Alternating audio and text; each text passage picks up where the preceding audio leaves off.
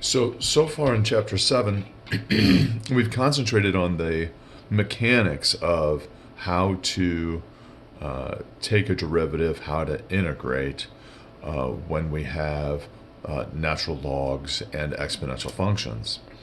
But we can't lose sight of the fact of some more basic applications of calculus. So going back to chapter 4, over what intervals is the function f of x equals x e to the negative x increasing?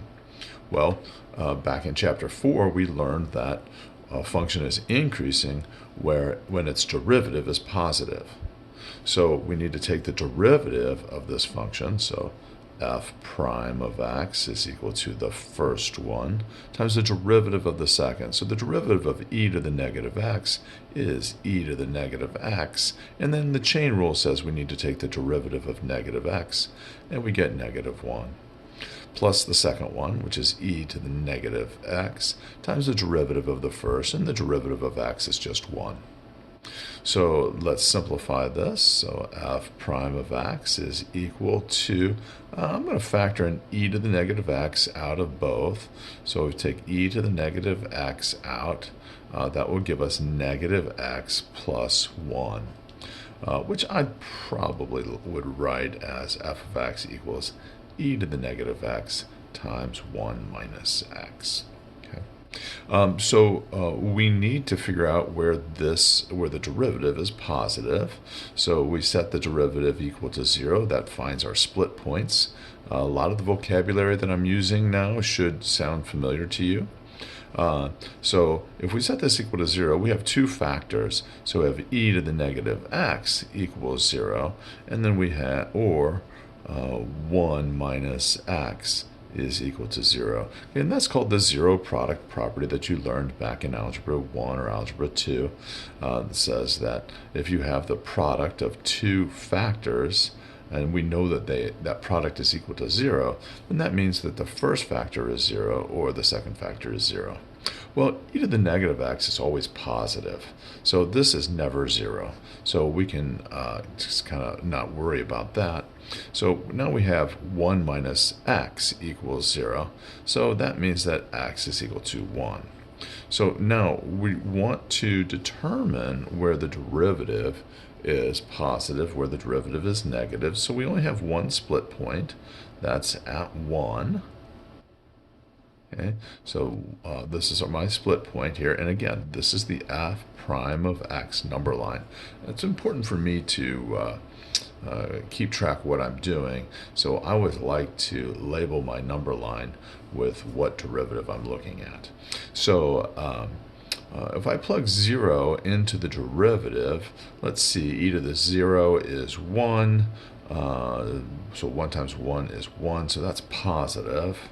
And then the derivative here on the other side is going to be negative. So when I plug 2 into the derivative, I get a positive number, and then 1 minus 2 is negative 1.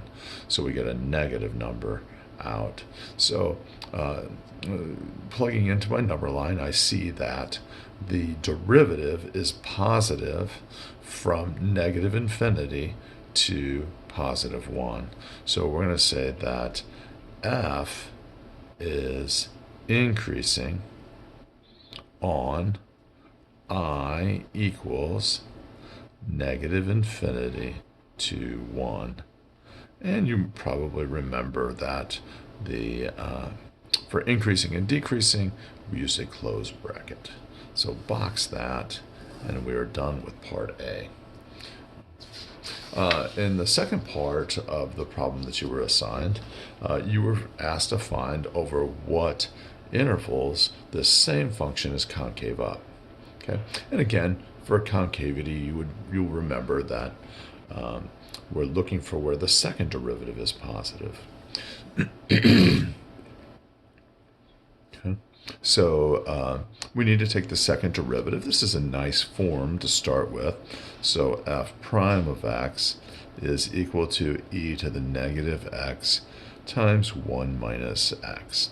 Now we can take the derivative of this, so f double prime of x is equal to the first function times the derivative of the second. The derivative of 1 minus x is just negative 1, plus the second function, that's 1 minus x, times the derivative of the first. So the derivative of e to the negative x is e to the negative x, and then chain rule says we have to take the derivative of negative x, and that's just negative 1.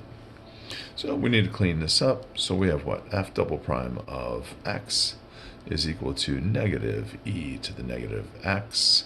I'm going to distribute this negative and the e to the negative x. So that's going to give me what? Another negative e to the negative x plus x e to the negative x. Okay?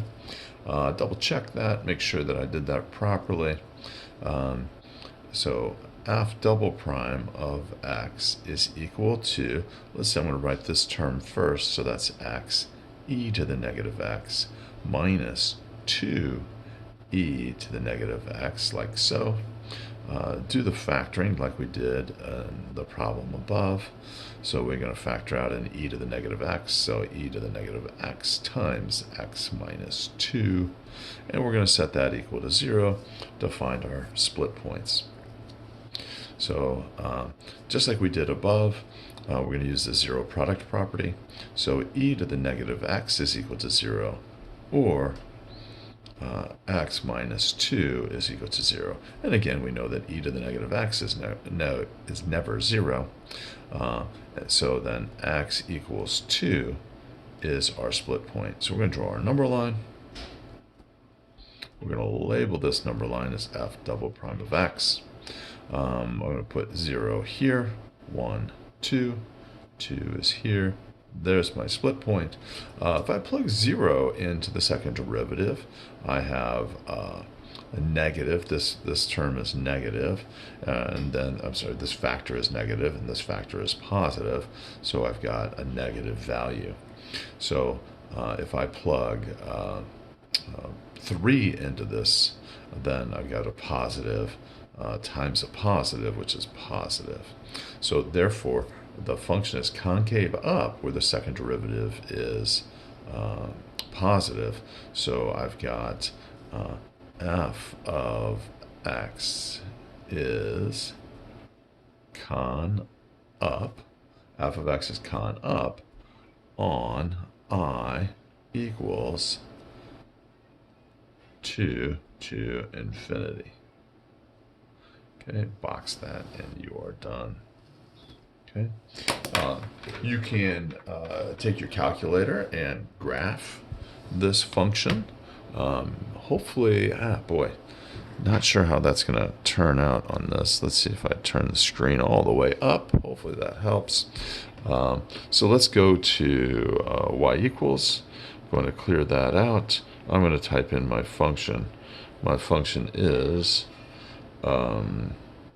x e to the negative x. So let's see, there's my e to the power button down here. So that's e to the negative x, like so. I'm going to do, I don't know, let's start with a zoom. 6. Okay, well, let's see. Yeah, there's our function. Our function is increasing. Let me clean this up. Let's go to stat plot. Turn this off. And then quit. And then go back to graph. We should see our function coming through. There we are. Okay. And you can see that our function is increasing all the way to 1. And then concave up. Well, it's hard to see that concavity, but it's concave up from 2 to infinity. All right, that's it.